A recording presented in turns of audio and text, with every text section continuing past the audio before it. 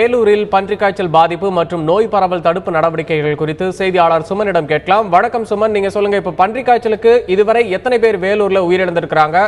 மருத்துவமனையில இப்ப சிகிச்சை பெற்று வருபவர்களோட எண்ணிக்கை எவ்வளவு, அதை சொல்லுங்க. தற்போது வேலூர் மாவட்டம் முழுவதும் 3 பேர் இறந்திருக்காங்க. அதாவது வாணியம்பாடியில் தேவேந்திரன், அடுத்து குடியாத்த பகுதியில் நாகம்மாள், அடுத்து இரண்டு மாத குழந்தை ஆஜிரா என்பது 3 பேர் மட்டுமே இறந்துள்ளார்கள்.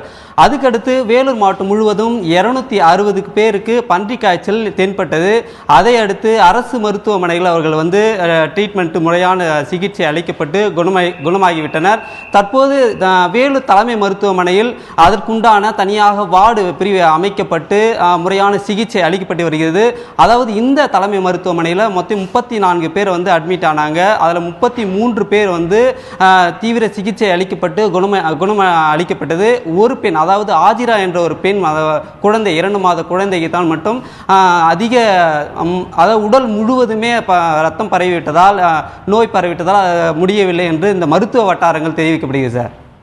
சுமன், இப்போ நோய் பரவலை தடுக்கிறதுக்கு மாவட்ட சுகாதாரத்துறை மேற்கொண்டுள்ள நடவடிக்கை என்ன? அதாவது வேலூர் மாவட்டம் முழுவதுமே அந்த பன்றிக் காய்ச்சலுடைய விழிப்புணர்வை படுத்துவதற்காக பேரணிகள் நடைபெற்றது.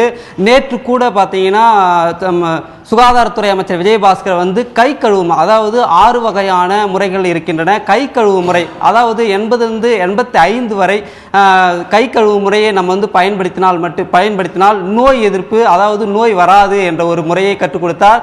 அதன் மூலம் எல்லா நகராட்சிகளிலும் ஹெல்த் இன்ஸ்பெக்டர் HI அவர்கள் மூலம் நோய் பரவாமல் இருப்பதற்காக வீடு வீடுகளாக சென்று நோய் எதிர்ப்பு தெளிப்பானை தெளிக்கின்றனர். அதுக்குண்டான நடவடிக்கைகள் எடுக்கின்றனர். அதாவது மருத்துவ வளாகம் முழுவதுமே சின்ன சின்ன பலகைகள் வைத்து பன்றிக் காய்ச்சலை விழிப்புணர்வுபடுத்தி வருகின்றனர். அதாவது லேசான காய்ச்சல் ஏற்பட்டாலே முழுவதுமாக முதலில் அரசு மருத்துவமனையில் அட்மிட் செய்தால் கண்டிப்பாக குணப்படுத்தலாம். வேறு எங்கு சிகிச்சை பெற்று அதன் பிறகு வருபவர்கள் தான் இறப்பு ஏற்படுகிறது என்று மருத்துவ வட்டாரங்கள் தெரிவிக்கப்படுகிறது சார்.